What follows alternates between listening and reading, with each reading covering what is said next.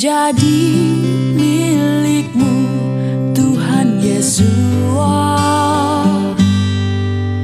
Damai sukacitaku penuh,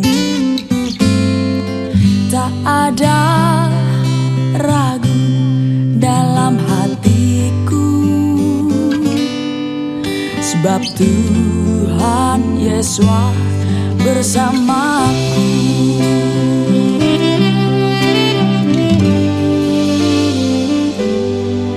Di dalam Kau Tuhan bebanku ringan, kuasa tangan-Mu menopangku. Tuhan Yesus, Kau telah berjanji, tak ada yang aku tak mampu. Terima kasih Tuhan Yesus, semua berkat-Mu Kau berikan yang terbaik untukku. Semuanya menjadi indah, tepat pada waktunya, tak pernah terlambat pertolongan-Mu.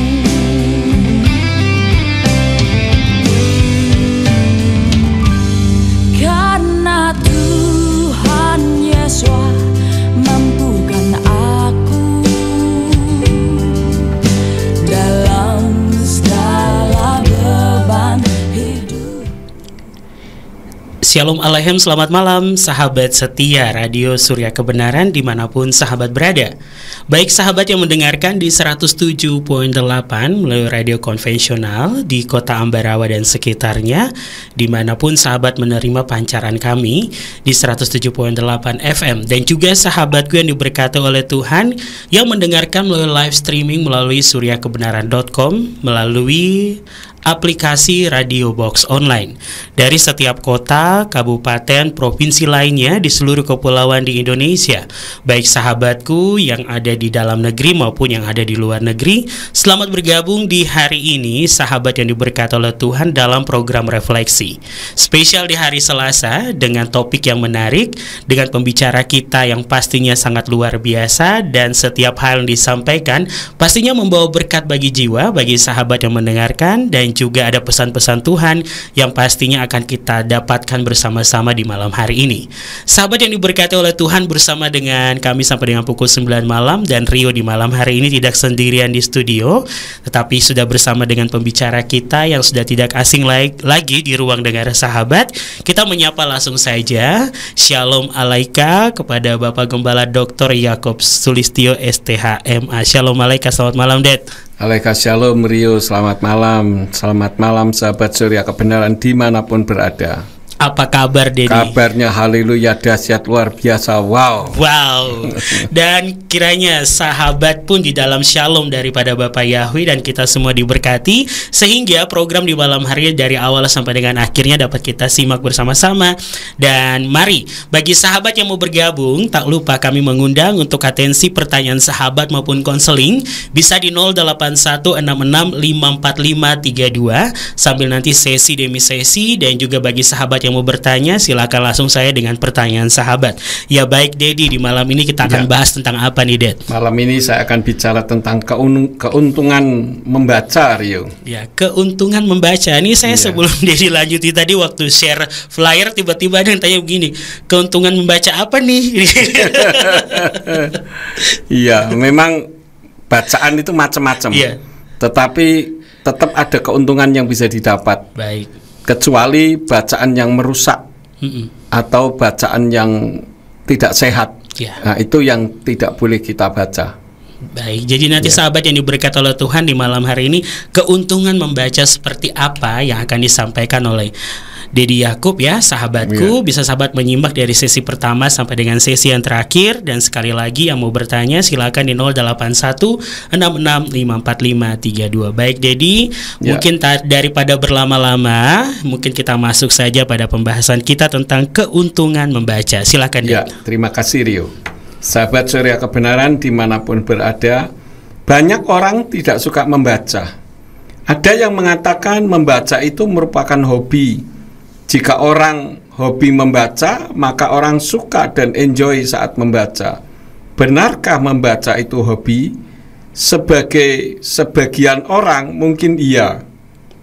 Keuntungan membaca yang kita bahas saat ini adalah tidak semata-mata yang berbau rohani, meskipun tidak lepas dari masalah rohani. Tetapi tentu saja ada hal-hal yang tidak boleh kita baca. Nanti kita akan sampai ke sana. Yang saya akan bahas sebagai awal adalah kenapa ada orang yang tidak suka membaca. Nah ini, karena realitasnya banyak sekali orang tidak suka membaca. Yang pertama, punya masalah dengan penglihatannya. Misalkan kalau kelamaan membaca, matanya berair dan pedih, matanya seperti sakit gitu ya. Ini adalah bicara faktor fisik yang tidak memungkinkan. Namun kalau memang orangnya itu suka membaca, artinya mau mendapatkan banyak hal dari apa yang dia baca, bisa disikapi dengan cara membaca tidak terlalu lama. Dan hal ini juga dapat diatasi dengan memperbesar huruf atau mencerahkan layar bacaan, sehingga memungkinkan untuk dibaca dengan mata yang sudah mungkin karena sudah faktor usia. Tetapi tentu saja disarankan tidak terlalu lama, karena kalau menggunakan Android misalkan itu ada radiasinya, sehingga membuat mata cepat lelah. Itu yang pertama. Dan ini karena faktor fisik ya, tentu biasanya kalau sudah sangat parah ya tidak memungkinkan lagi, walaupun punya keinginan. Tetapi juga ada yang dengan cara bijak menggunakan orang lain. Dan ini dampaknya luar biasa. Saya pernah mendengar sebuah kisah. Ada seorang ibu-ibu sudah tua. Dia tidak bisa membaca kitab suci karena matanya sudah rabun. Maka dia menyuruh pembantunya untuk membacakan kitab suci dengan bersuara. Jadi dia cukup mendengarkan saja. Hasilnya apa? Hasilnya pembantunya bertobat, menerima Tuhan dengan sungguh-sungguh. Nah ini artinya kegagalan fisik dapat diatasi dengan cara yang lain, dan hasilnya memenangkan jiwa. Nah jadi seorang pembantu ya karena disuruh sama majikannya tinggal baca ya mau, kalau tidak mau ya dipecat, walaupun agamanya beda.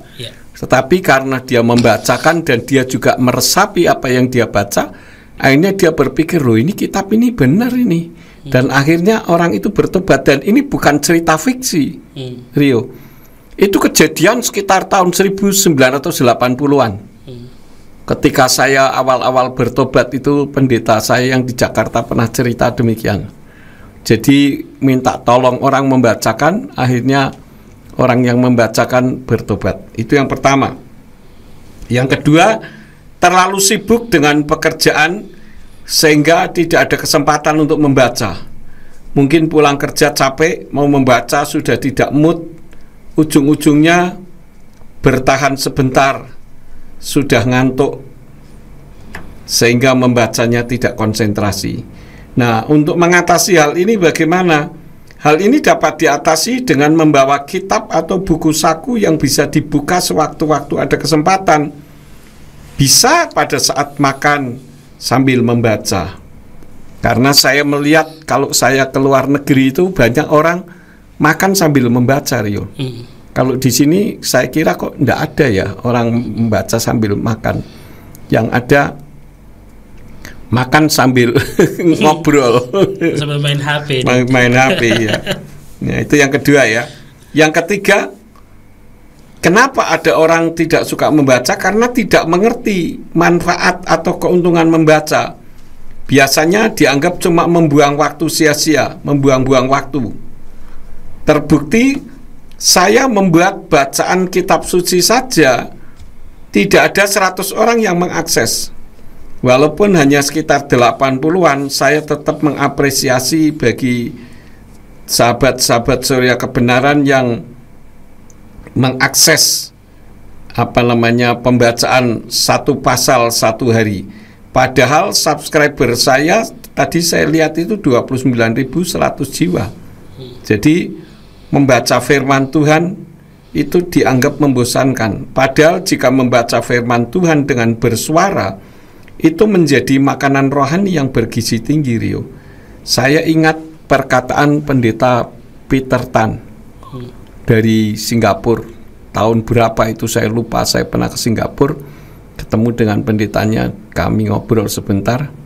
Beliau katakan bahwa kalau kita membaca kitab suci dengan bersuara sampai telinga kita mendengar suara kita, itu merupakan makanan rohani yang bergizi tinggi.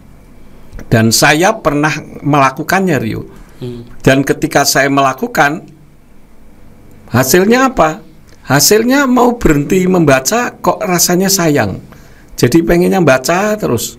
Nah, itu karena jiwa dan roh kita sedang menikmati makanan rohani yang bergizi tinggi. Ya. Nah, sekarang saya akan lanjutkan lebih dalam lagi. Kapan membaca yang paling baik? Yang pertama adalah usai mandi pagi atau bangun tidur. Tujuannya apa? Agar mudah dimengerti karena pikiran dan hati sudah atau masih fresh. Jadi belum banyak kegiatan. Nah, itulah saatnya membaca kitab suci. Jadi kita bisa tulis di dinding misalkan tidak membaca kitab suci, tidak makan pagi misalkan. Artinya sebelum makan pagi ya baca dulu kitab suci lah. Karena itu menjadi dasar pimpinan Tuhan di dalam kehidupan kita. Yang pertama. Yang kedua, di saat menunggu kendaraan, baik di terminal, di stasiun maupun di bandara. Kalau kita kelamaan menunggu kan biasanya boring, bosan begitu. Nah, itu bisa menjadi waktu untuk membaca. Dan saya melihat ini seringkali dilakukan oleh orang-orang bule. Ya, kalau saya pergi ke luar negeri di tempat penantian orang menunggu pesawat, itu mereka kebanyakan tidak ngobrol tetapi membaca buku. Ya, beda dengan kami ini orang Indonesia lebih suka ngobrolnya daripada membacanya. Ya, kemudian hal yang ketiga, saat berada di dalam kendaraan dalam suatu perjalanan yang cukup jauh yang membutuhkan waktu lama. Nah, ini juga bisa dicek ini, Rio. Kebiasaan orang Indonesia kalau naik kendaraan, misalkan naik bis gitu, begitu bis berjalan, apa yang dilakukan? Tidur. 100 nilainya.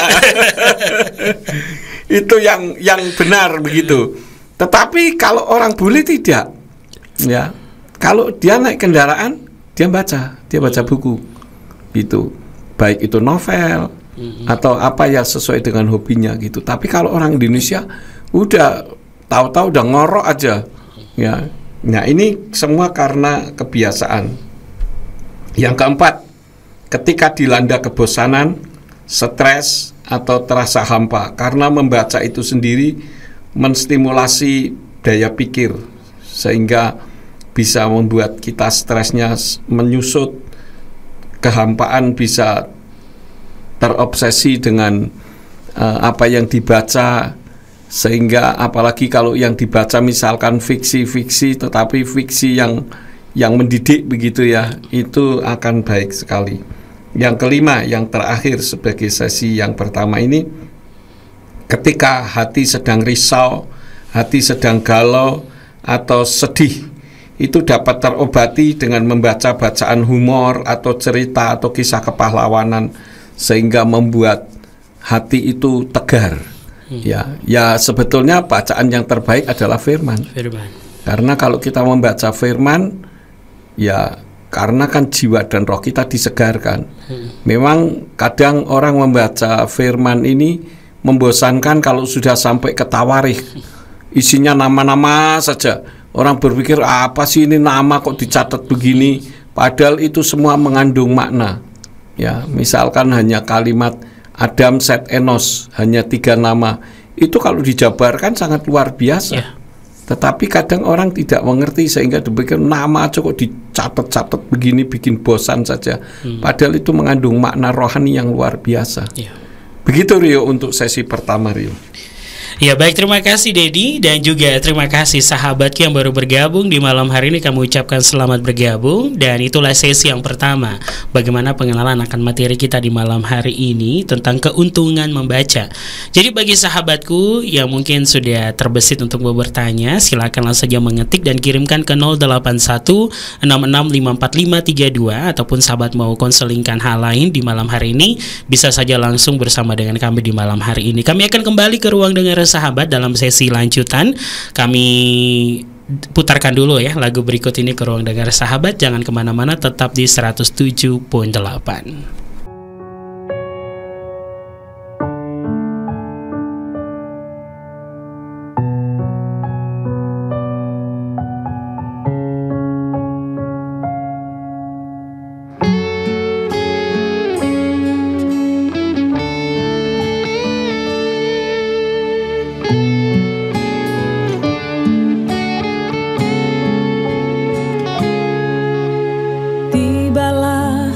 Saatnya Tuhan, ku mau mendengar kebenaran firman-Mu. Persiapkan telinga dan pikiranku untuk aku menerima firman-Mu. Dalam hatiku,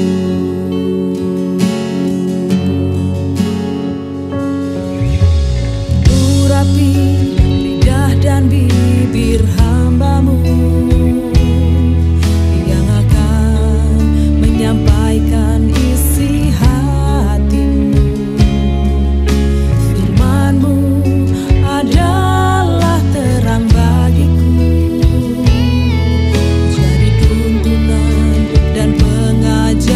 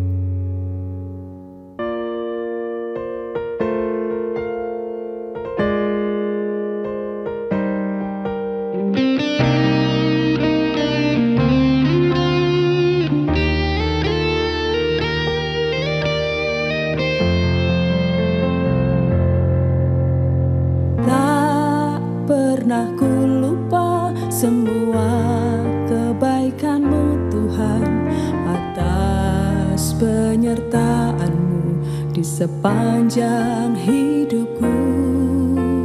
Meski terkadang berat jalan yang aku lalui, namun Kau selalu ada di setiap langkahku.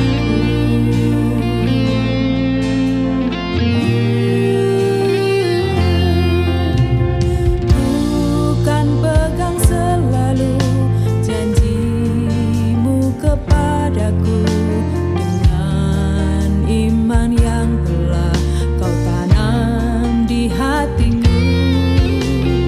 Walau dunia tak percaya pada janji-Mu, namun janji-Mu nyata di dalam hidupku. Betapa besar oh Tuhan kasih-Mu. Sahabat yang diberkati di 107.8 maupun di www.suryakebenaran.com, dan sahabat yang mendengarkan melalui aplikasi Radio Box Online dimanapun sahabat berada. Di malam hari ini pembahasan kita tentang keuntungan membaca bersama dengan Bapak Gembala Dr. Yakub Sulistyo STHMA. Kalau di sesi yang pertama sudah kita lewati dan tiba saatnya kita masuk pada sesi yang kedua. Tapi Rio ingatkan terlebih dahulu, kembali lagi untuk sahabat yang mau bergabung dalam atensi pertanyaan, silakan di 0816654532. Dan juga bagi sahabatku, jangan lupa siaran malam ini dapat sahabat menyimak ulang atau menonton kembali di channel YouTube Yakub Sulistyo dengan judul yang sama, dan bisa di-share linknya kepada keluarga, kerabat, dan saudara sahabat sehingga kita semuanya diberkati. Baik Dedi, mungkin kita masuk pada sesi yang kedua, silakan. Ya, terima kasih Rio. Sahabat Surya Kebenaran dimanapun berada, untuk sesi yang kedua ini saya akan menyampaikan apa yang dibaca yang menguntungkan. Artinya tidak semua yang dibaca itu bisa menguntungkan. Makanya tadi di awal waktu menyampaikan judul kan Rio tanya apa yang mau dibaca, ya kan? Keuntungan membaca keuntungan apa nih? yang baca apa? Nah, artinya tidak semua bacaan itu menguntungkan, tetapi ada hal-hal yang bisa menguntungkan, yaitu yang pertama adalah pengetahuan. Tentu saja pengetahuan yang sesuai yang diminati kita, karena semakin banyak membaca pengetahuan menyebabkan kita memiliki banyak ilmu, ya. Jadi ada banyak sekali pengetahuan, baik pengetahuan dunia kedokteran, pengetahuan fisika, pengetahuan yang lain lah. Itu banyak sekali khususnya di internet itu bisa kita mengaksesnya. Tetapi juga perlu hati-hati karena tidak semuanya 100% itu benar. Kecuali jurnal. Kalau jurnal itu kan memang sudah diuji secara akademis gitu. Betul. Ya. Itu yang pertama. Yang kedua, kontra pengetahuan yang diminati. Nah, ini ada orang berpikir kontra pengetahuan kok dibaca. Nah, apa tujuannya? Untuk mendapatkan pengetahuan kelemahan dari kontra pengetahuan yang diminati, sehingga ada pengetahuan untuk menyanggahnya. Jadi misalkan kalau kita bicara soal nama Tuhan, misalkan soal nama Yahweh, kan ada banyak sekali orang-orang yang kontra, yang anti dengan nama Yahweh. Nah, kita jangan alergi, kita pelajari pola pikir mereka itu apa sih? Kenapa kok mereka bisa menolak Yahweh itu karena apa? Ada yang mengatakan karena tidak bisa dibaca. Ya mustahil kalau tidak bisa dibaca, kok Tuhan nyuruh Mose menulis sampai ribuan kali. Itu kan semua yang ditulis kan untuk dibaca. Ada yang mengatakan terlalu kudus sehingga tidak bisa dibunyikan. Nah, kalau begitu berarti yang selama ini dikenal dengan Yesus, yang nama aslinya Yeshua, berarti tidak kudus dong karena bisa disebut. Jadi kita pelajari sampai sejauh mana sebetulnya pengetahuan mereka kok bisa menolak nama Yahweh. Nah, ini artinya kita membaca kontra pengetahuan yang diminati. Seperti saya meminati tentang nama Tuhan, supaya umat Nasrani di Indonesia khususnya ini mengenal. Masa umat Nasrani, umat Kristen kok tidak kenal Tuhan yang disembah oleh Bapak Abraham, Ishak, dan Yakub serta para nabi? Kalau ditanya siapa Tuhan yang disembah oleh para nabi? Allah. Allah namanya siapa? Ya Allah Bapa. Waduh, wis. Nah, ini kenapa? Karena tidak mau belajar, ya.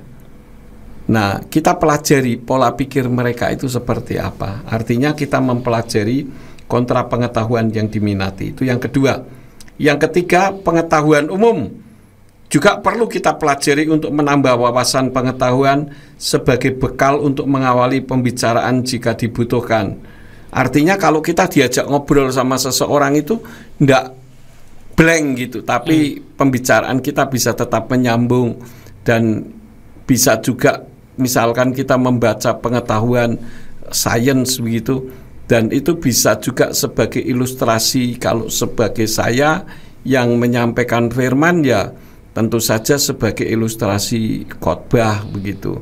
Artinya khotbahnya diselipi pengetahuan supaya jemaat juga bisa banyak pengetahuannya. Artinya ya kita harus menambah wawasan pengetahuan kita. Itu yang ketiga. Yang keempat, tentu ini sebagai bacaan yang paling inti ya, yaitu membaca firman Tuhan. Kenapa? Karena selain menambah kecintaan terhadap Tuhan ketika kita membaca kitab suci, juga bisa mendapatkan kol HL atau suara Tuhan bagi pembacanya. Sudah menjadi satu kebiasaan para raja yang mengasihi Yahweh dan para imam, itu mereka biasa membaca Torah. Bahkan jika merenungkan siang dan malam, mereka diberkati sesuai dengan apa yang tertulis di dalam kitab Yehosua atau Yosua pasal 1 ayat yang ke-8. Saya akan baca dari Indonesian Literal Translation yang mengatakan, kitab Torah ini tidak boleh menjauh dari mulutmu, dan engkau harus merenungkannya siang dan malam, agar engkau dapat bertindak hati-hati, bertindak menurut seluruh apa yang tertulis di dalamnya. Dengan demikian engkau dapat membuat jalanmu berhasil, dan kemudian engkau dapat bertindak bijaksana. Amin. Saya garis bawahi dikatakan engkau harus merenungkannya siang dan malam. Nah, bagaimana kita merenungkan siang dan malam kalau kita tidak membaca apa yang kita renungkan? Karena itu apa yang kita renungkan, apa yang kita ucapkan, itu kan semuanya dari pembacaan yang kita baca. Sehingga kita ada ilmunya, ada isinya otak kita. Karena saya melihat banyak sekali umat Nasrani di Indonesia ini, setelah saya mengenal nama Bapa, saya katakan kebanyakan mereka pengetahuan firman-Nya nol. Ya, karena selalu bertumpu pada pokoknya. Jadi tidak bisa bertindak dengan bijaksana. Itu hal yang keempat. Yang kelima, membaca itu dapat merangsang kerja otak menjadi lebih baik, aktif, dan mencegah penurunan daya ingat. Saya melihat ada orang-orang tua yang suka membaca itu tidak pikun, betul. Tapi ketika sudah tidak ada kegiatan membaca, apalagi oleh anaknya di jor gitu ya, di jor itu pokoknya apa saja bolehlah gitu. Karena anaknya berada, mau beli apa silahkan, mau ngapain juga silahkan, pokoknya disukacitakan orang tua. Sehingga orang tua ini terlalu hidup di zona nyaman, terlena. Akibatnya justru cepat pikun. Ya, dulu saya punya kakek saya itu tidak pikun, karena dia membaca koran terus setiap hari. Padahal usianya waktu itu sudah 70 lebih lah ya. Dan tahun-tahun dulu itu rasanya orang usia 70 itu sudah kelihatan tua banget. Betul. Nah, tapi kakek saya ini tidak pikun. Tapi giliran sudah lama tidak bisa baca karena matanya lamur begitu ya, cepat pikun. Nah, ini kan artinya bahwa membaca itu juga mencegah penurunan daya ingat. Hal ini dapat membantu dan melatih seseorang dalam berpikir kritis dan analitis juga. Dengan membaca buku, kita dapat mengetahui informasi apa saja, baik tentang budaya, ekonomi, sosial, politik, dan berbagai aspek kehidupan lainnya. Buku bisa membuat seseorang lebih berwawasan dan memiliki pikiran yang terbuka, daripada orang yang tidak mau membaca. Di samping itu, buku juga bisa menjadi media hiburan, terutama saat membaca buku fiksi. Apalagi firman Tuhan yang dibaca, ini akan menyegarkan jiwa. Karena firman Tuhan itu merupakan makanan jiwa. Jadi ketika kita memberi makan, maka jiwa kita akan segar. Amin. Dan kalau jiwa kita segar, jiwa itu kan pikiran, kehendak. Nah, itu dipengaruhi oleh hati. Jadi ketika hatinya sudah melekat kepada Tuhan, hati memerintahkan kepada otak, sehingga otak mengeksekusi untuk tubuh ini mengasihi Tuhan. Kira-kira begitu Rio untuk sesi yang kedua. Nanti sesi yang ketiga saya akan menyampaikan kenapa membaca harus hati-hati. Nah ini, dan juga 10 manfaat membaca. Baik. Begitu, Rio. Ya baik, terima kasih Dedi dan juga sahabatku. Itulah sesi yang kedua di malam hari ini. Dan bagi sahabat yang mau bertanya, silakan di 0816654532. Kami akan kembali ke ruang dengar sahabat dalam membacakan atensi yang sudah masuk ini karena sudah ada yang bertanya, Dedi. Ya. Kita akan masuk pada sesi selanjutnya setelah lagu pujian berikut ini. Kami akan masuk saja pada atensi pertanyaan yang sudah masuk di redaksi Radio Surya Kebenaran. Jangan kemana-mana, tetap di 107.8. Kami akan kembali selepas lagu pujian berikut ini.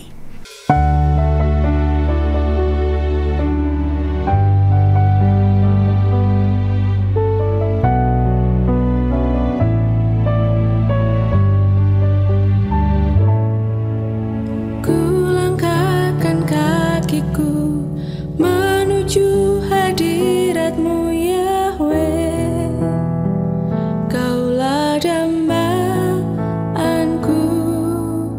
kudus, kudus nama-Mu, tiada yang seperti-Mu Yahweh, Kaulah segalanya. Hidupku hanyalah bagi-Mu, hidupku selalu menyenangkan-Mu Yahweh, segala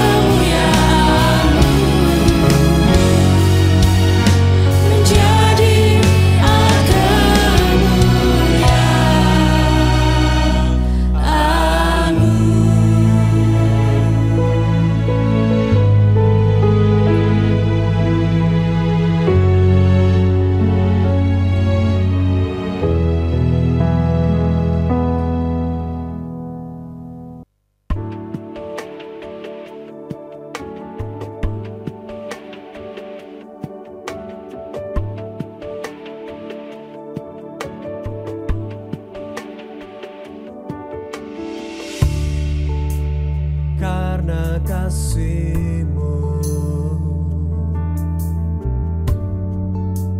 aku di sini tanpa kasihmu, aku tak sanggup.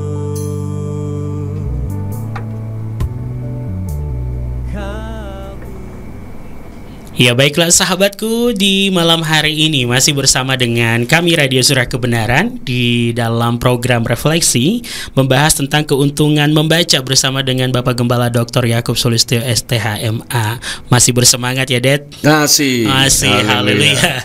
Ya, terpujilah Bapak Yahweh karena anugerahnya luar biasa di malam hari ini.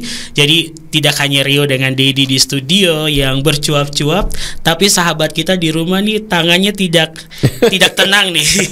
Tidak tenang untuk bertanya. Jadi silakan ya langsung saja di 0816654532 dan ada sebuah respon dari salah seorang pendengar kita di Kota Semarang. Di sana ada Bapak Peter Purnomo. Selamat malam Pak Peter. Ya, selamat malam Pak Peter. Ini langsung saja Rio bacakan. Shalom Pak Yakub dan Mas Rio. Amin. Amin ya. Saya hanya ingin mengapresiasi pembacaan kitab suci satu pasal satu hari. Terima kasih Pak Peter. Saya merasa sangat terberkati. Walaupun saya tetap secara pribadi juga membaca pasal-pasal dalam kitab suci lainnya. Luar biasa. Daftar Elohim pasti mempunyai arti dan hukum yang luar biasa ketika kita tahu kedalamannya. Sekali lagi Toda Raba nih katanya. Amin, amin. Terima kasih juga Pak Peter. Dan ini masih ada lanjutan. Oh ya, saya tahu persis karena saya juga sedikit paham dunia tentang rekaman nih. Membuat rekaman pembacaan kitab suci yang dilakukan oleh Pak Yakub di rumah beliau, dan itu bukan di studio recording. Itu pasti sangat tidak mudah. Mulai dari gangguan-gangguan audio dari sekitar, belum lagi nada harus konsisten dari awal sama akhir. Belum lagi kalau ada yang keliru harus diedit secara ada punch in dan punch out, dan masih banyak lagi kesulitan lainnya. Kiranya Bapak Yahweh memberkati Pak Yakub dalam pembuatan bacaan ini sampai paripurna seluruh isi kitab suci. Amin, amin. Benar sekali Pak Peter. Kadang saya sudah baca dari ayat 1 sampai ayat 25, tiba-tiba anjing tetangga bunyi wuk, wuk, wuk, wuk, masuk ke ini. Waduh, harus diulang, diedit. Terkadang pada saat membaca juga ada yang dari pikiran kita muncul sendiri, Rio. Jadi ada tambahan sendiri gitu. Makanya pertama saya baca, saya record, kemudian setelah itu saya ulang kembali, saya teliti ulang satu-satu. Nah, terkadang pada saya membacanya kepada. Jadi kalau kepada ya kepada, kalau pada ya pada, bani ya bani. Jadi harus tepat gitu. Ya memang banyak kendalanya Pak Peter, tetapi saya bersyukur bahwa sampai detik ini Tuhan masih mengizinkan. Amin. Saya juga punya keinginan bisa goal, karena untuk pembacaan kitab suci sendiri saya sudah sering ya, tepat untuk yang direkam kan baru kali ini gitu. Jadi ya kita sama-sama saling mendukung dan tolong dukung doa juga supaya semuanya bisa paripurna sampai berakhir 1000 sekian. Amin. Nanti kalau paripurna kita potong domba nih Pak Peter. Ya baik, terima kasih Dedi, juga terima kasih Pak Peter yang sudah merespon dari pembicaraan di malam hari ini, dan juga merespon memberikan apresiasi atas pembacaan kitab suci satu pasal satu hari yang disampaikan oleh Bapak Gembala Yakub Sulistyo yang di-share. Mungkin bagi sahabat yang ada di rumah penasaran seperti apa sih pembacaan yang selalu dilakukan oleh Bapak Gembala Yakub Sulistyo, bisa cek di channel YouTube Yakub Sulistyo ya, sahabatku, sekali lagi di channel YouTube Yakub Sulistyo. Mungkin nanti kami Radio Surya Kebenaran akan selalu pasang di story ya, status radio, sehingga sahabat juga diberkati. Baik, jadi kita masuk pada atensi selanjutnya di malam hari ini. Ada sebuah pertanyaan dari No-Name. Shalom Pak Yakub dan Kak Rio. Shalom, terima kasih No-Name. Terima kasih No-Name. Ini pertanyaannya, apakah seorang hamba Tuhan atau pendeta harus bisa bahasa Inggris? Karena buku-buku mengenai kebenaran isi kitab suci atau Deep Bible kebanyakan ditulis dalam bahasa Inggris. Banyak pendeta yang sepertinya malas membaca buku bahasa Inggris. Kebanyakan hanya membaca dari Google, dan dari Google itu tidak bisa dibuktikan kebenarannya. Sehingga ketika pendeta tersebut berkhotbah malah menyampaikan yang tidak benar karena diambil dari Google, sehingga menyesatkan umat yang mendengarnya. Ya, kalau menurut pendapat saya sih, kalau pengkhotbah bisa bahasa Inggris ya lebih baik. Tetapi kalaupun tidak bisa bahasa Inggris, bukan berarti tidak ada upaya untuk bisa mengerti. Nah, misalkan kita kok membaca Deep Bible susah, ya ketik saja misalkan di Google Translator, ya. Jadi ambilnya dari buku kitab yang betul-betul tidak menyalahi firman, kemudian diterjemahkan sendiri menggunakan Google Translator, sehingga kita bisa tahu artinya. Paling tidak kan 95% lah terjemahan Google itu benar. Yang 5% terkadang ada kekeliruan-kekeliruan, tapi setidak-tidaknya kita bisa tahu kira-kiranya begitu. Oh, ini kitab ini ditulis oleh siapa, tahun berapa, kemudian bukti-bukti penulisnya itu bagaimana, itu kan semua ada. Dan ini menurut pengakuan dari penulisnya bahwa Venice Jennings Dick ini menyelidiki bersama dengan istrinya itu selama 50 tahun menyelidiki kitab suci khusus. Dan itu hasilnya memang menurut saya luar biasa, dan Dick Bible ini cukup mahal. Dulu saja saya beli itu 1 juta harganya. Itu sudah berapa puluh tahun yang lalu. Sekarang mungkin tidak tahu juga harganya berapa. Tapi ini termasuk kitab suci yang bagus, karena di situ tiap kitab itu disebutkan penulisannya kapan, kemudian yang menulis siapa, bukti-bukti penulisannya apa, kemudian tiap-tiap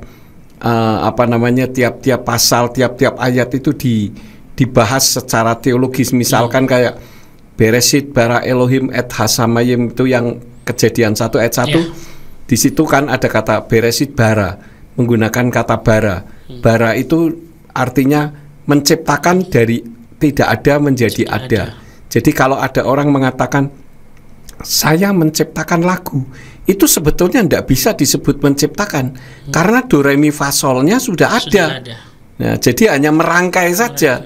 Itu bukan menciptakan. Walaupun lagunya dari tidak ada menjadi ada, tetapi materinya sudah ada. Tetapi kalau yang disebut bara itu jadi tidak ada menjadi ada. Nah, ini salah satu Venice Jennings Dick itu isinya seperti itu. Jadi cukup luar biasa, Rio. Jadi untuk nonim tadi, ya sekali lagi tidak harus bisa bahasa Inggris, tetapi bukan berarti menyerah kalah. Karena ada Google Translator sehingga bisa mentranslate sendiri, sehingga bisa tahu artinya. Begitu, terima kasih. Ya baik, terima kasih Dedi, dan juga terima kasih Nonem yang sudah bertanya di malam hari ini. Dan kita lanjutkan untuk pendengar kita yang ada di kota Surabaya. Dari Pak Jero nih Dedi. Ya, selamat malam Pak Jero. Shalom, selamat malam Dedi Yakub. Amin, selamat malam. Yang selalu dilimpahkan berkat melimpah, amin. Hikmat marifat Bapak Yahweh dengan berlipat kali ganda, amin. Hingga meluber dan menjadi berkat dimanapun Dedi berada. Haleluya. Dan diberkatilah penyiar radio memiliki suara uranium. Kemarin dia. Oke, duar. Oke, katanya duar-duar nih deh.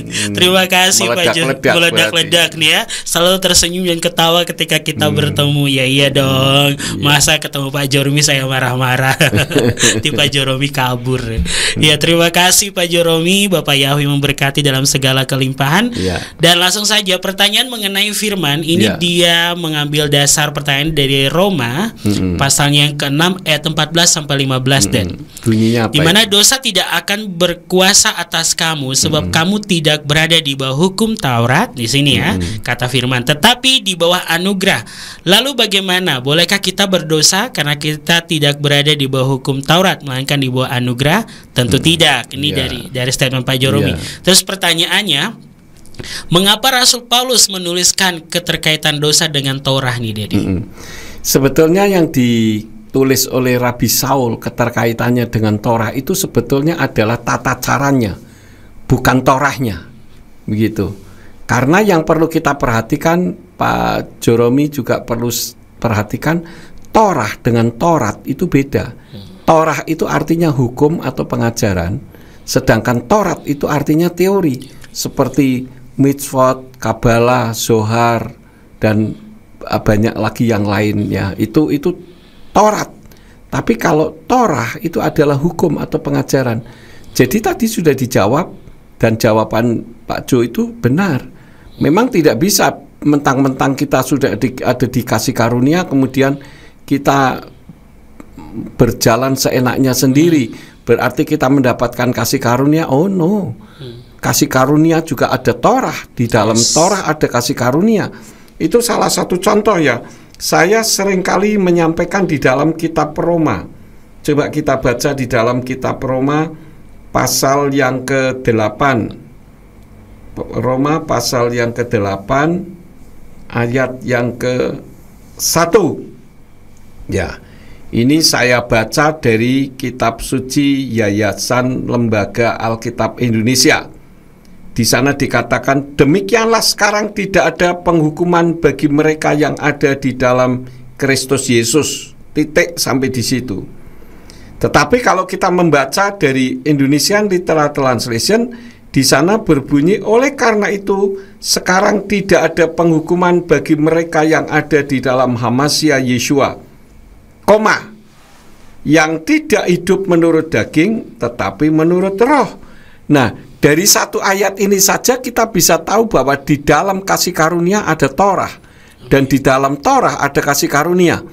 Ini intinya saja ya Pak Ju ya, karena kalau saya terangkan itu nanti menjadi satu materi khotbah sendiri.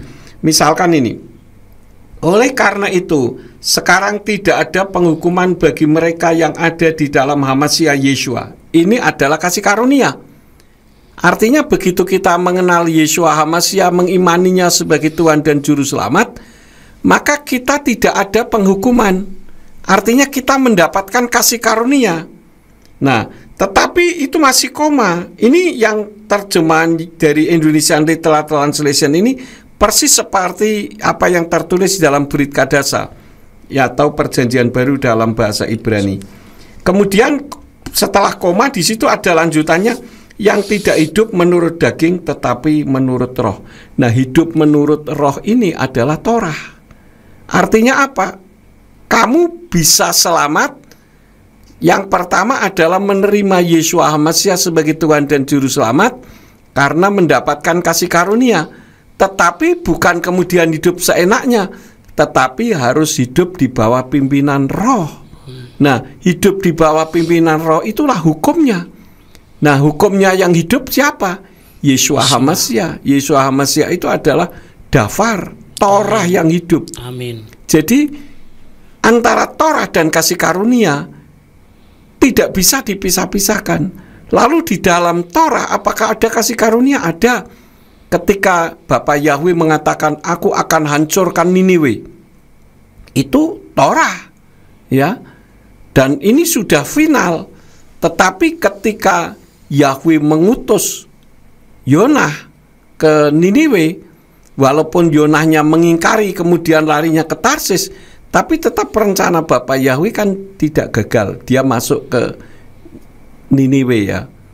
Nah, ketika Yahweh mengutus Yonah ke Niniwe, itu saja itu merupakan kasih karunia.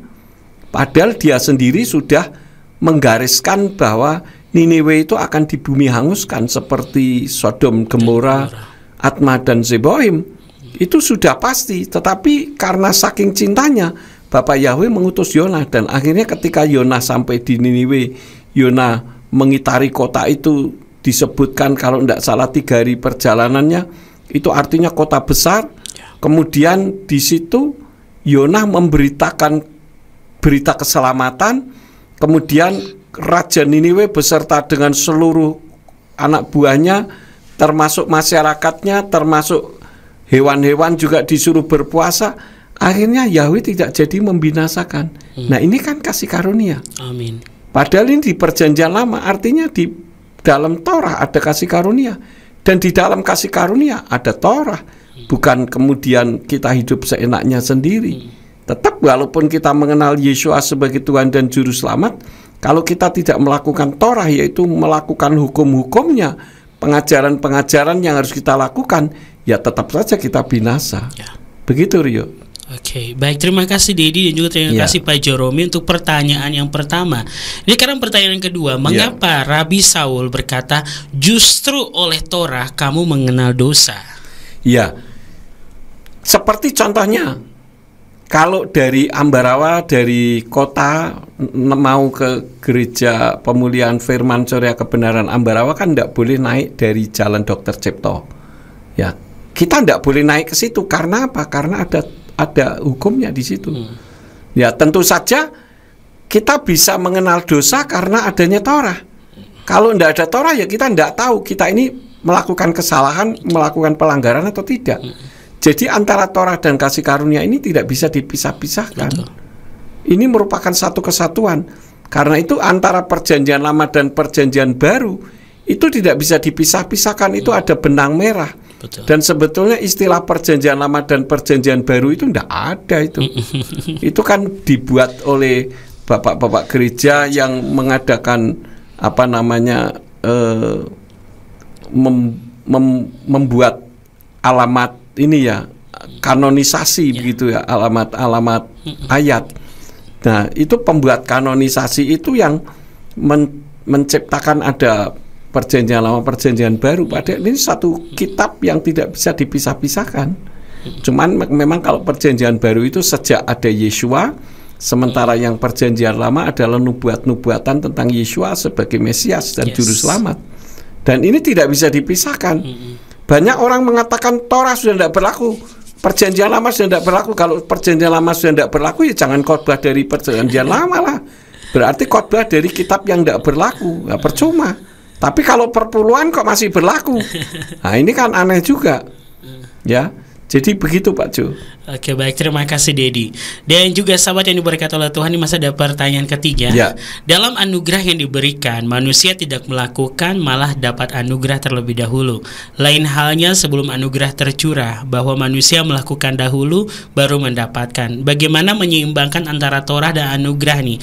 Di sini bahasa Indonesianya, apakah melakukan Torah terlebih dahulu baru menerima anugerah, atau menerima anugerah dahulu baru melakukan dafar Elohim?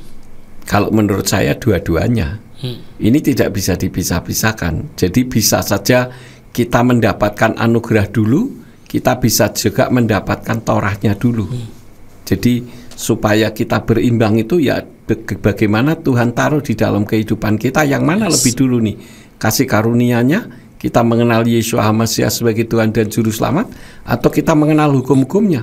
Karena itu banyak orang yang tidak bertumbuh imannya mengatakan jadi Kristen itu susah. Ini tidak boleh, itu tidak boleh. Nah ini, apakah setelah mengenal Yeshua HaMashiach berarti kita boleh melakukan pelanggaran apa saja? Kan tidak. Artinya yang mana lebih dulu, mengenal kebenarannya atau Torahnya? Jadi antara Torah dan kasih karunia yang merupakan kebenaran yang kita dapatkan itu tidak bisa dipisah-pisahkan Pak Jo. Jadi ini merupakan satu ikatan yang ada benang merah yang tidak boleh terputus. Begitu ya. Ya, baik, terima kasih Dedi sudah menjawab 3 pertanyaan dari Pak Joromi. Ditutup dengan terima kasih Dedi yang selalu dilimpahkan hikmat dan marifat atas pengetahuan firman. Terima kasih Rio yang selalu menggelegar duar ya, penuh kuasa ya ucapan kita semua, dan di dalam Roh Kudus Bapak Yahweh memberkati. Haleluya. Dan minta tetap dukung dalam doa nih Dedi untuk Pak Joromi. Ya, baik, kita akan dukung dalam doa di akhir acara. Dan ini kita masih lanjut lagi dengan penanya ya Ded, malam hari ini. Baik, ini datang dari Dr. Ayu yang sudah bergabung. Wah, selamat pagi Dr. Ayu. Di hari ini Shalom Pastor Yakub. Amin, amin. Selamat pagi dari Old Town Toronto, Kanada. Apa kabar? Kabarnya haleluya, dahsyat luar biasa Dr. Ayu. Selamat malam Karyo dan sahabat Radio Surya Kebenaran. Selamat pagi Dr. Ayu. Langsung saja pertanyaan saya hari ini. Hidup Judul kali ini mungkin judul ya. Judul kali ini sebagai kampanye literasi yang sangat baik nih. Karena dengan membaca sangat banyak keuntungan yang didapatkan, banyak stimulasi yang dapat diperoleh dengan cinta akan literasi. Yang pertama, bagaimana dengan hikmat dan pewahyuan, Pastor? Itu kan bukan sebuah bacaan, tetapi dapat dicatat dengan padat dan rapi, serta menjadi sebuah kitab, bahkan mempengaruhi iman rohani kita sebagai umat percaya. Ya, betul Dr. Ayu. Justru iman percaya kita akan dipengaruhi kalau kita membaca hikmat dan pengetahuan. Walaupun itu memang pewahyuan, tetapi kan karena dicatat ya kita bisa tahu kalau kita membaca. Kalau kita tidak membaca kan yang tahu hanya Salomo yang mendapatkan hikmat dan pewahyuan. Tetapi karena dicatat akhirnya bisa kita mengerti isinya.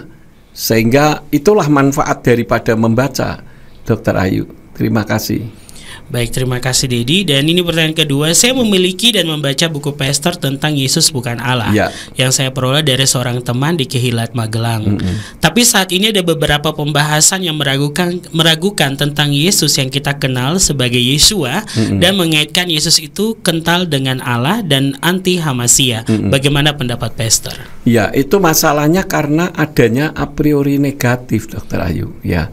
Hari ini pun masih ada orang yang mengatakan ketika saya mengupload itu firman Tuhan yang saya beri judul Kristen Agama Setan, nah itu masih ada yang membahas dan itu banyak sekali yang mendengarkannya lalu mengatakan kenapa Anda mengatakan Yesus itu bukan Allah. Nah saya katakan makanya dengarkan dulu sampai tuntas. Terkadang orang mendengar hanya sebagian, sudah panas hati, otaknya sudah mendidih, akhirnya tidak melanjutkan mendengarkan, terus memberikan komentar. Begitu Dr. Ayu. Jadi sebetulnya karena tidak tuntas pembacaannya sehingga jadi seperti itu. Dan bagi saya tidak masalah, saya sudah biasa dibully. Baik, terima kasih Didi. Dan ditutup dengan thanks Pastor Elohim Yivarek Otka. Saya sangat diberkati dengan obrolan setiap Selasa malam. Haleluya. Amin. Terima kasih Dr. Ayu sudah beratensi di malam hari. Dan sahabat yang diberkati oleh Tuhan, kita masih punya penanya lagi Didi di malam hari ini. Silakan. Ini dari Jogja, dari Deborah yang sudah bergabung. Selamat malam Deborah. Shalom Aleika, selamat malam Dedi Yakub. Shalom. Dan juga selamat malam Kak Rio. Maaf mau bertanya tapi out of topic ya. Dalam kurung konseling nih. Dan ini untuk sahabat yang diberkati oleh Tuhan. Ini ada pertanyaan dari ini, seandainya bagaimana menghadapi seorang pelayan Tuhan dalam satu gereja yang pelayanannya itu luar biasa, jadi WL, ASER, majelis kerohanian yang paling rajin membesuk dan mendoakan jemaat yang sakit, dekat dengan keluarga gembala, tapi dia berhutang sama banyak nih, dimana katakan ada nominalnya ya Det, sama banyak orang. Nah saya kalau nagih selalu bicara empat mata, baik-baik dan sopan, tapi selalu jawab bulan depan ya, baru tak usahakan. Dan kalau saya tagih lewat pesan WhatsApp dengan bahasa yang sopan disertai bukti transferannya dulu dan hanya dijawab Bapak Yahweh yang memberkati gitu aja, tapi uang saya nggak dikembaliin. Ini gimana nih mengatasinya nih? Ya, ini menurut saya adalah orang kalau menurut kitab suci itu orang fasik ya. Orang fasik itu hutang tetapi tidak mau bayar. Ya. Jadi kehebatannya dia melayani itu hanya kalau orang katakan itu yang disebut dengan lip service. Hanya orang Jawa katakan abang-abang lambe begitu. Bibirnya merah begitu ya, merona, orang kagum. Tapi sebetulnya isinya tidak seperti itu. Jadi manis di bibir. Manis di bibir. Makanya kalau ya bagus juga sih Deborah ada bukti transferan begitu ya, sehingga ada hitam atas putih. Terkadang juga orang itu seperti Soleman, kalau mau minjem ngesol-ngesol, kalau membayar eman-eman. Ya, ini orang fasik, Deborah. Orang fasik itu kitab suci katakan dia meminjam tetapi tidak mengembalikan. Ya, doakan saja supaya diberkati sehingga mengembalikan. begitu. Oke, baik, terima kasih Dedi. Dan ini pertanyaan kedua, bagaimana caranya supaya saya tidak kehilangan sukacita saat ibadah di gereja dan bertemu dengan orang tersebut, terlebih saat dia melayani. Oke, saya sering minta ampun kepada Tuhan saat beribadah, kok jadi nggak fokus. Dan saya mendoakan supaya orang tersebut diberkati dengan melimpah dan bisa mempertanggungjawabkan utangnya. Tapi saya bertemu beliau, dapat berkat banyak. Kami sekeluarga ditraktir, tapi tetap saja uang saya tidak dikembalikan serupiah pun. Di depan jemaat lainnya saya selalu diam dan hanya bicara empat mata saja. Gimana nih, Dad, biar fokus ibadah nih? Biar fokus itu kalau menurut saya begini, next time ya, lain kali kalau kita mau berani meminjamkan, harus berani untuk tidak kembali. Itu kalau yang saya pikirkan selalu begitu. Makanya kalau misalkan orang mau pinjam 1 juta misalkan, ya kita memang tidak ada dana seperti itu, ya nggak usah diada-adakan. Kasih saja, saya adanya 100.000 misalkan, ya ini sudah 100.000 saya pinjamin, gitu. Pinjamin 100.000. Tetapi kita di dalam pikiran itu bukan pinjamin, udahlah kita relakan sajalah. Kalau bisa kembali ya puji Tuhan, tidak kembali ya sudahlah, gitu. Sehingga kita tidak ada ganjelan. Ya, itu yang terbaik, itu yang biasa saya lakukan. Makanya kadang orang begini sih ya, apalagi sebagai seorang gembala ini susah Rio. Orang mau pinjam, kalau tidak dipinjamin, katanya gembala kok tidak punya kasih. Tapi kalau dipinjamin, sudah waktunya tidak dikembalikan, orangnya ngilang. Nah kalau tidak dikasih juga ngilang. Jadi dikasih hilang, tidak dikasih ya hilang. Karena apa? Memang di dalam peribadatan ini jangan dikait-kaitkan dengan masalah materi. Karena itu saya ya udahlah, kalau mau pinjam saya bisa memberikan ya sudahlah. Saya selalu anggap hilangan aja dah. Gitu. Jadi nggak ada perasaan bagaimana begitu dengan dia. Ya dianya sendiri aja, nanti kan kalau ketemu kan agak sungkan sendiri begitu. Ya kita ampuni sajalah, kita pupuk bara api di atas kepalanya. Oke. Baik, terima kasih Dedi. Pertanyaan terakhir ya, dari sahabat kita yang mendengarkan di malam ini, Dedi. Salahkah jika saat perjamuan kudus saya tidak mengambil karena ada ganjalan terhadap orang tersebut? Kan kalau perjamuan kudus itu katanya ada berkat dan kutuknya kan. Nah, saya merasa belum mampu mengampuni orang itu. Lah, wong dia nggak pernah minta maaf, apalagi mengembalikan apa yang menjadi milik saya. Terlanjur ilfil, apalagi kalau melihatnya lagi WL. Kok bisa ya anak Tuhan pelayanan tapi kok begitu sih? Saya takut ambil perjamuan karena hati saya sangat kotor dengan masalah tersebut. Saya harus bagaimana, Dedi? Saya berdoa dan baca firman Tuhan setiap hari tapi masih belum tahu harus bagaimana. Ada teman baik satu gereja juga yang tahu dan menyarankan saya harus tegas dan bahkan gertak orang itu. Tapi ketika berhadapan dengan orang itu, saya nggak bisa tegas apalagi marah. Saya juga sedih sendiri, niat ke gereja ya buat Tuhan, tapi gara-gara lihat orang itu jadi nggak fokus, malah mikirin mamon. Bahkan sudah 4 bulan ini saya mundur jadi WL, tapi masih mau singer. Tiap ingat masalah itu saya langsung berdoa dan minta ampun sama Tuhan, tapi mosok ya gitu. Terus takutnya nanti Tuhan Yesus bosan saya minta ampun terus atas dosa yang diulang-ulang. Gimana Didet? Jadi kembali soal perjamuan kudus ya. Ada orang tanya sama saya begini, Rio. Pak, saya belum dibaptis tapi saya mengasihi Tuhan Yesus. Boleh enggak saya ikut perjamuan kudus? Kalau saya boleh. Ya. Yang tidak boleh adalah sudah dibaptis tetapi ada kepahitan. Seperti Deborah begitu ya. Ada ganjelan lah di dalam dirinya. Lebih baik tidak usah ikut perjamuan kudus. Betul ya, tetapi saya sarankan sudahlah, ampuni saja. Dan kalau kita menyerahkan Tuhan, saya merelakan uang itu karena saya mentaati firman Tuhan untuk memberikan berkat bagi orang yang kekurangan, tetapi orang itu mempermainkannya, ya berkatnya akan kembali. Amin. Walaupun memang agak susah begitu ya. Karena memang belum dipersiapkan sebelumnya. Karena itu saya selalu katakan kalau saya sudah meminjamin ya sudahlah, saya siap untuk tidak dikembalikan. Jadi ndak ada ganjelan begitu. Begitu Deborah. Ya, kemudian tadi satu lagi apa ya? Dan Karena iya, itu tadi cuma tanya harus bagaimana nih Dedi, karena sampai akhirnya tidak ambil pelayanan juga dia. Nah, iya. Jadi gini, kalau sampai kemudian Deborah mundur dan sebagainya, itu kan sama saja dengan Tuhan yang disalahkan. Ya, Tuhan kan tidak salah. Yang salah kan orang itu. Kenapa kita jadi mengundurkan diri dari pelayanan dan sebagainya? Kan kalau kita mundur dari pelayanan kan sama saja dengan Tuhan yang kena imbasnya. Padahal Tuhan tidak seperti itu. Iya kan? Jadi tetap maju saja Deborah. Amin. Ya, jangan mundur. Doakan orang itu supaya bisa mengembalikan lah. Ya. Ya baik, terima kasih. Dan diakhiri dengan mohon maaf banget nih kalau pertanyaan banyak dan panjang. Kiranya Bapak Yahweh memberkati Dedi Yakub dan juga Kak Rio dengan kesehatan, sukacita, dan kelimpahan. Haleluya, todah. Ya baik, terima kasih kembali untuk sahabat kita dari Jogja. Dan ini lanjutan dari Bandung nih, ada Kak Lea yang sudah bergabung. Selamat malam Kak Lea. Iya, terus selamat malam Kak Lea, selamat bergabung. Shalom Dedi katanya. Amin, amin. Dan juga shalom Rio, amin. Alaika shalom Kak Deborah. Kak Lea, Kak Deborah lagi Kak Lea.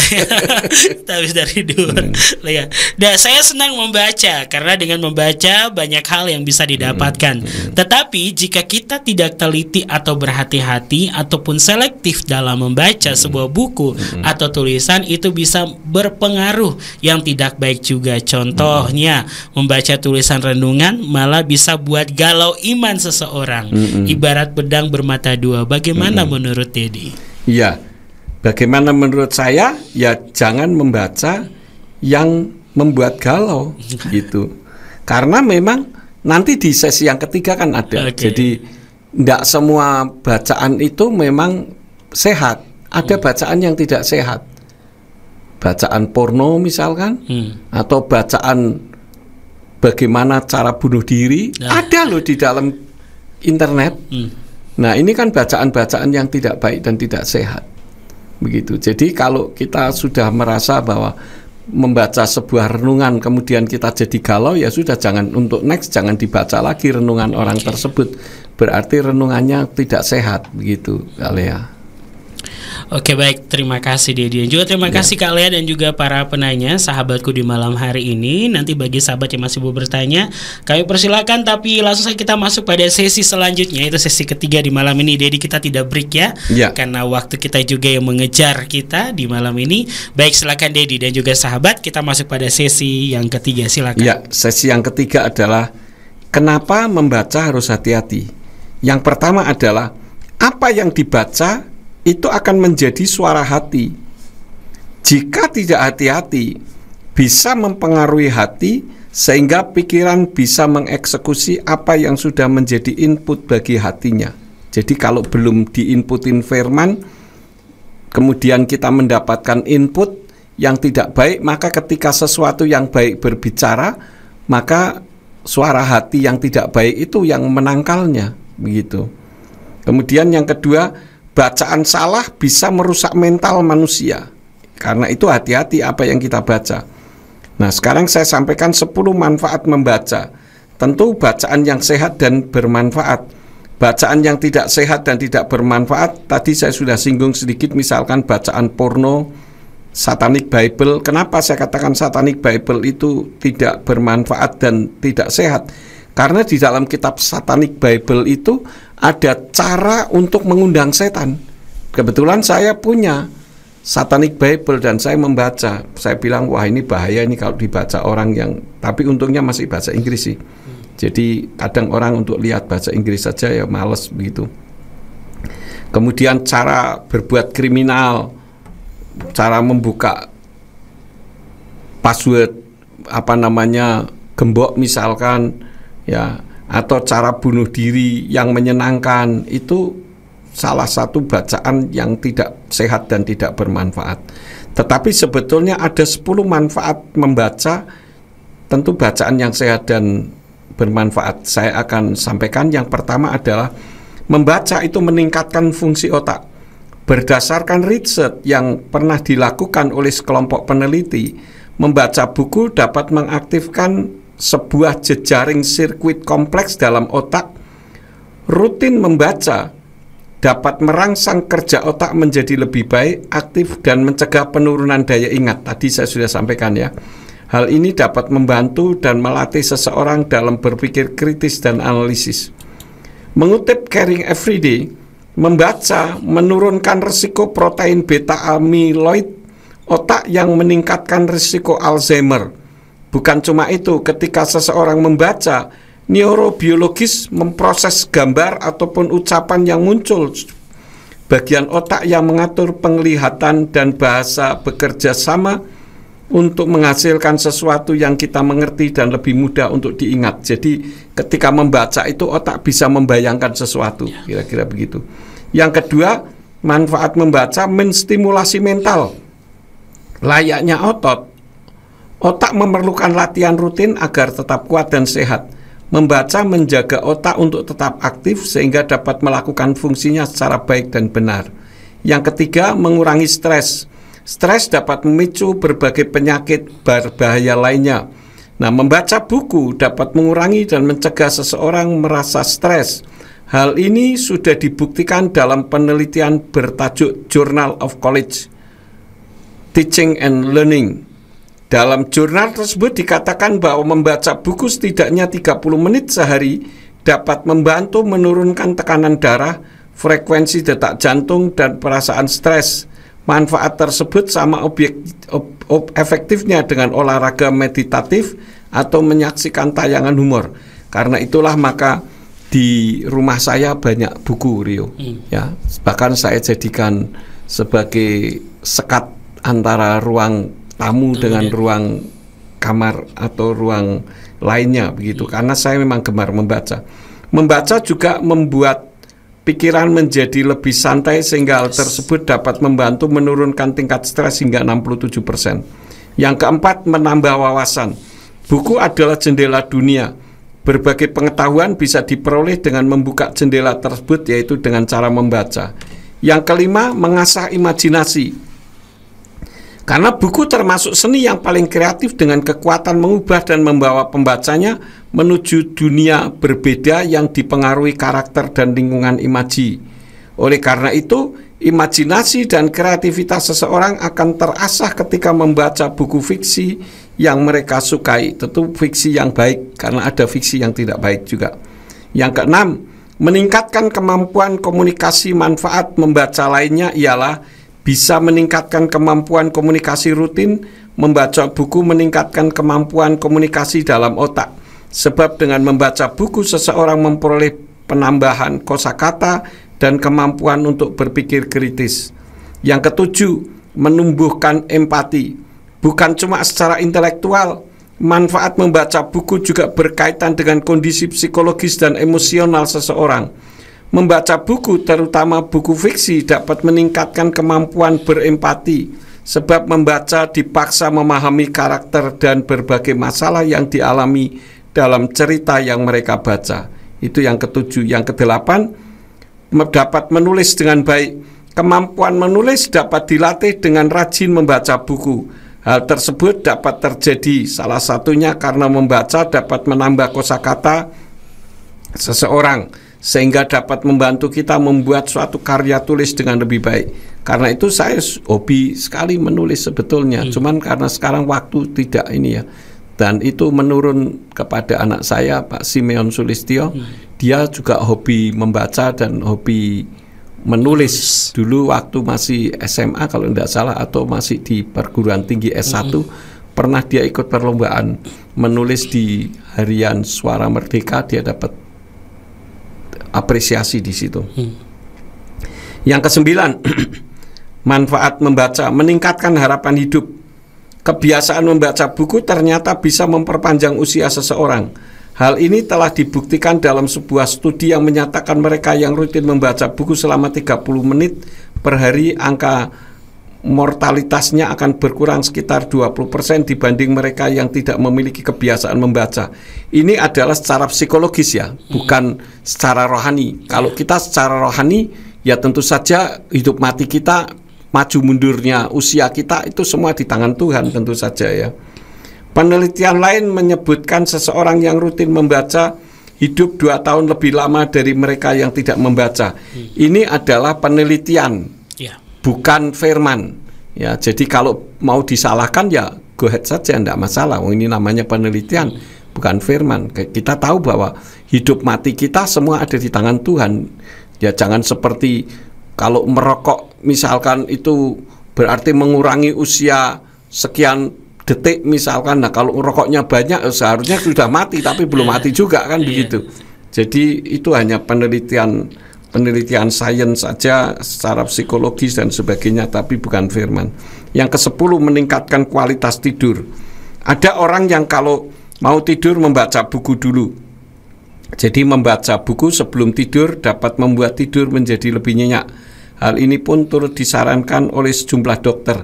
Namun perlu diingat, buku yang disarankan adalah buku fiksi, bukan buku digital. Sebab cahaya ponsel atau laptop justru berdampak buruk terhadap kesehatan. Dan saya sendiri juga suka membaca sebelum tidur. Dan kalau sudah masuk ke gelombang theta atau gamma itu saya lupa. Maka apa yang kita baca itu masuk ke alam yang boleh dibilang sulit untuk bisa dilupakan begitu. Ya. Jadi itulah 10 manfaat membaca, supaya kita harus hobi membaca. Karena dengan kita membaca maka kita akan menjadi orang yang pandai. Begitu, Rio. Oke. Ya, sahabatku, itulah sesi yang ketiga, bagaimana keuntungan yang kita dapatkan dari membaca yang sudah disampaikan oleh Dedi Yakub di malam hari ini. Dan Ded, ini sebelum kita masuk pada closing statement, ini juga ada sapaan dari Surabaya yang menyapa, Shalom Om Yakub, kiranya dalam berkat Bapak Yahweh selalu, dan minta untuk selalu didukung dalam doa ada Gurnadi yang di Surabaya. Dan juga ada pertanyaan lagi kembali dari Pak Joromi. Pertanyaan keempat, apakah Tuhan pun bisa berbicara melalui filsafat? Nah, bagaimana bisa membedakan antara filsafat dengan suara roh? Silakan. Filsafat itu adalah falsafah hidup manusia, Pak Jo. Dan itu merupakan teori yang dilakukan berdasarkan budaya lokal dan sebagainya. Jadi filsafat itu dipengaruhi oleh banyak faktor. Sedangkan firman Tuhan itu murni dari Tuhan. Jadi kalau dikatakan perbedaan, ya tentu beda antara filsafat manusia. Ada filsafat yang baik, ada filsafat yang tidak baik. Tetapi bukan berarti semua filsafat itu baik, dan tidak semua filsafat juga tidak baik. Jadi semua harus disinkronkan kepada firman. Kalau sesuai ya kita bisa lakukan, kalau tidak sesuai ya tidak usah dilakukan. Begitu, Pak Jo. Oke, baik, terima kasih Dedi. Dan juga sahabat yang diberkati oleh Tuhan, sebelum kita masuk pada closing statement di malam hari ini, kita dengarkan dulu satu buah lagu berikut ini. Tetap bersama dengan kami dalam program Refleksi.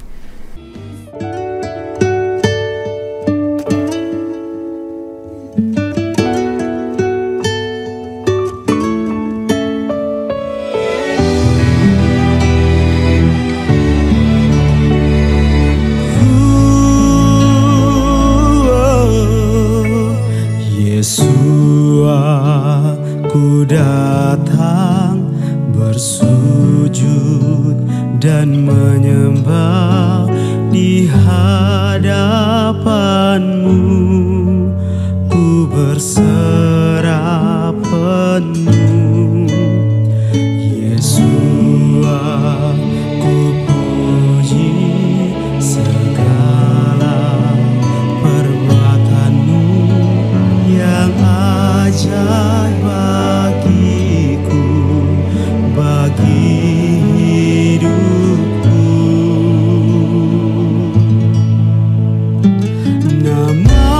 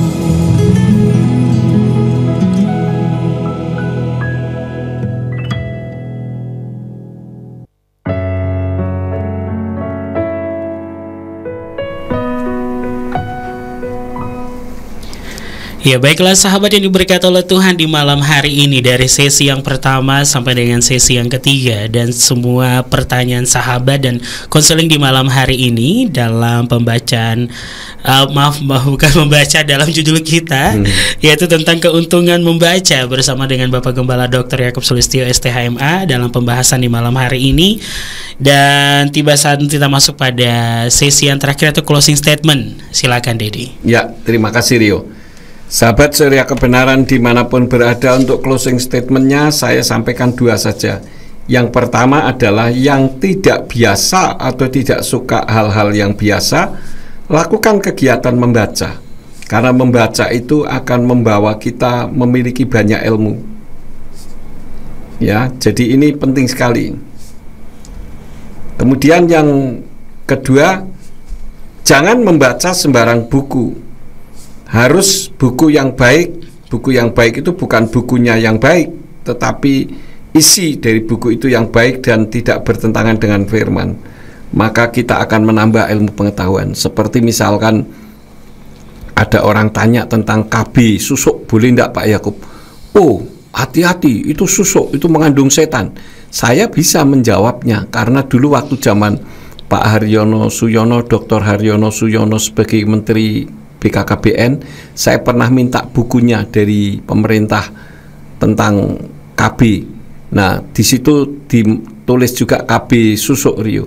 KB susuk itu jadi dimasuki susuk, di mana di dalam susuk itu setiap sekian jam itu mengeluarkan cairan di situ sepersekian milimikron gitu. Sehingga kalaupun sel spermatozoid dan ovum bertemu itu tidak akan terbuai begitu. Dan itu tidak ada unsur setan walaupun namanya susuk.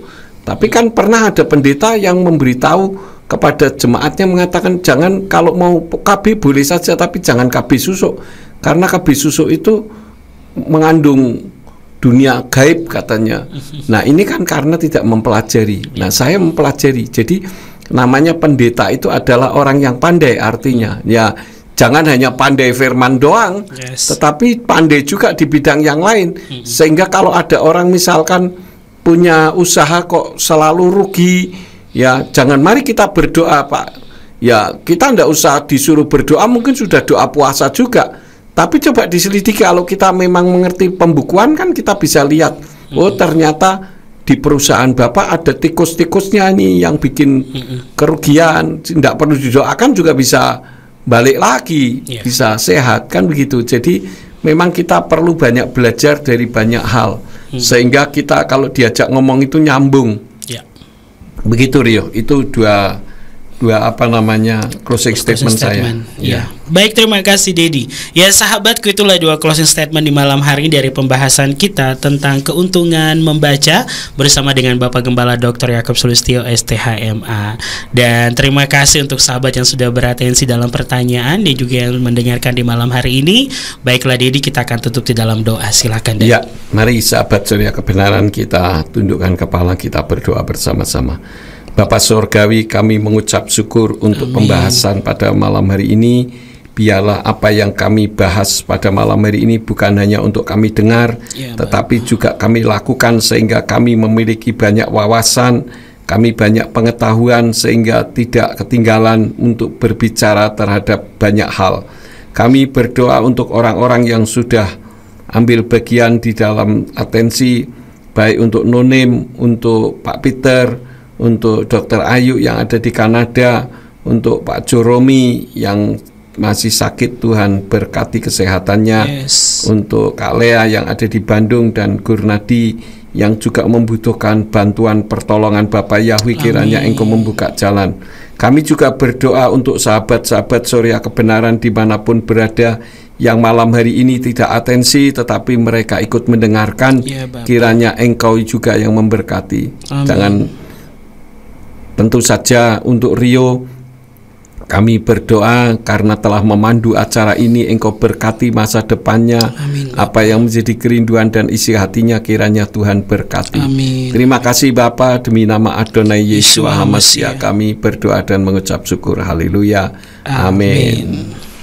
Ya baik, terima kasih Dedi untuk materinya di malam hari ini yang sangat memberkati, dan juga sahabatku yang diberkati oleh Tuhan. Marilah kita cinta literasi, karena dengan keuntungan membaca membuat kita menemukan segala kunci jawaban dari apa yang mungkin kita cari, baik kita yang membaca dalam hal rohani tentang firman Tuhan, dan juga tentang pengetahuan umum yang ada di sekitar kita. Maju terus dalam Tuhan sahabatku yang diberkati, dan kita akan bertemu lagi di pekan depan di hari yang sama dengan pembahasan lainnya yang pastinya membawa berkat bagi jiwa. Dari lantai 2 Gereja Pemulihan Firman Surya Kebenaran Ambarawa, kami pamit undur, dan kami ingatkan bagi sahabat, siaran malam ini dapat sahabat menyimak kembali di channel YouTube Yakub Sulistyo, dan bisa sahabat share link YouTube-nya kepada setiap kerabat dan keluarga sahabat sehingga kita semua diberkati. Terima kasih dan Shalom Aleichem. Bapak Yahweh memberkati. Amin.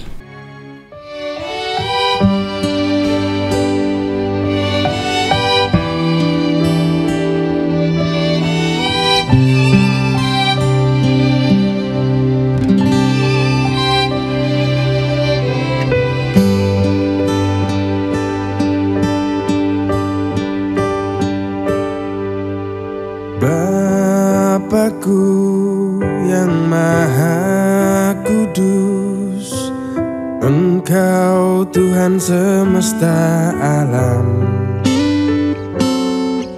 hanya padamu aku bersujud.